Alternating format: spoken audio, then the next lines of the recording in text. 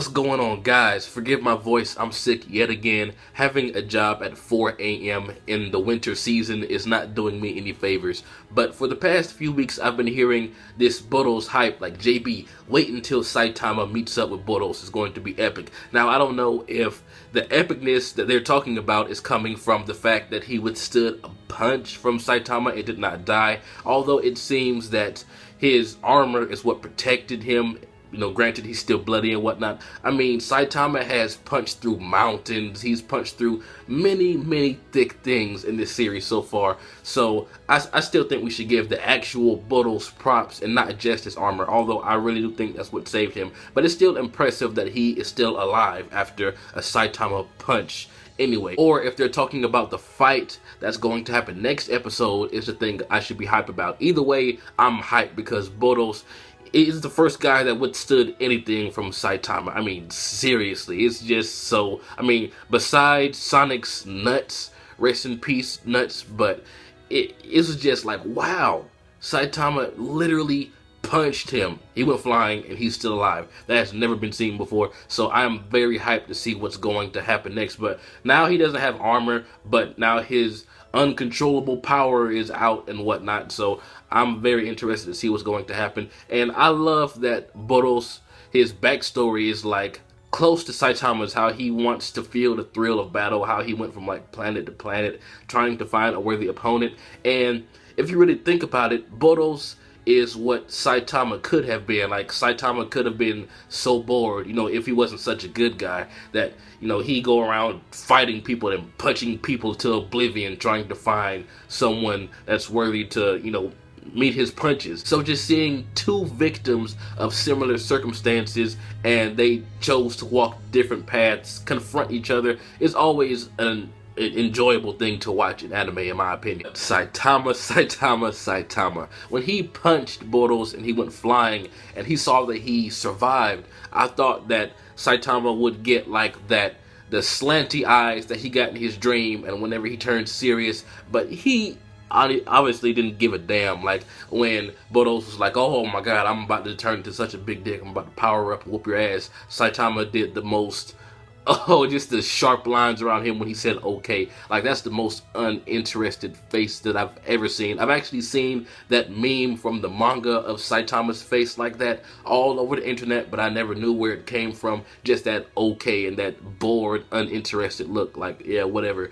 It's just like, man, is Saitama ever really going to get serious like he was in that dream? That's what I really want. But maybe during the Boros fight. But like I said, and it should be obvious by now, I do not read the One Punch Man manga. And also, I enjoyed the rest of this episode also when Saitama wasn't on the screen. Like, most of the time, like, the epic combos and fights and whatnot either comes from Genos or a villain, and Saitama usually comes in and cleans things up really quick, like how with the Sea King he like punched a fucking hole in him and made the rain go away. That was epic. I didn't get to talk about that on camera. That was fucking awesome. But I like how other heroes, like the animation of their fight and shit is getting stepped up as well. Like, it's kind of refreshing to see someone other than Genos and Saitama go in and it looked beautiful. Like that Silver Fang guy, I'm not sure if that's his name, I'm sorry, and the other guy, the guy with the sword, the bat, the macho gay dude, you know, I'm sorry for the weird names, but I'm really horrible at names when I haven't been watching a show for a long time.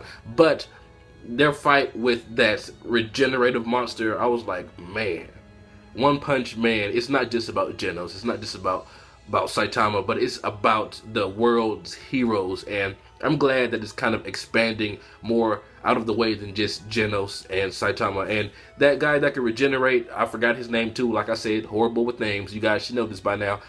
Those marble things that they had to destroy to keep him from coming back, that's the first thing I saw when I mean, because there was like a red orb when one of the heads like came back. I was like, why don't they just, like, do they not see that? Like, I was getting frustrated. Like, I was like, I'm pretty sure that's the weakness right there. But I promise I'm going to study the names after this review, because I just realized how pathetic it is that I don't know almost anyone's name besides Saitama and Genos. But the girl with the green hair, again, I'm sorry, that scene when she reversed that Bombardment, I think it was called, was epic, man. She is OP as fuck. I mean, she can do a lot of things by herself. Theoretically, she can just pick people up with her psychic powers and just slam them up and down over and over and over like some Hulk shit from the Avengers.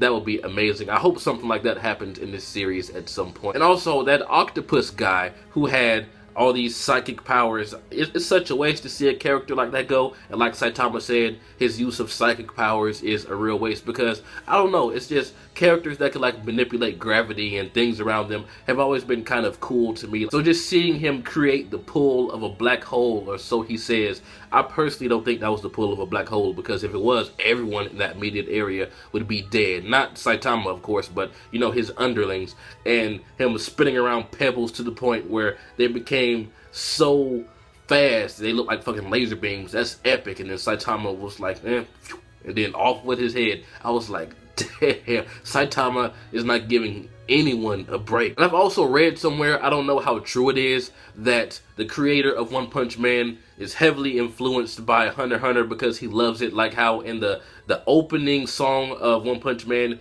he like holds his hand like this in front of his fist, like Gon does when he's about to use rock. And the Silver Fang guy looks suspiciously like Killua's grandfather, and also with a mix of Netero. And Boros, when he went like all Super Saiyan at the end, he looked like Killua in a way, like at least his hair did, his color scheme. I don't know if I'm just nitpicking there. I mean, I'm not trying to say One Punch Man is copying or anything, because it's obviously its own great original story, but I think it's always cool to see one series like kind of honor another series by kind of taking their own characters and manipulating them in their own way. It's pretty cool. So I love Hunter x Hunter, I love One Punch Man, so all of these Hunter x Hunter-esque elements are getting me excited, man. And I really cannot wait for the next episode.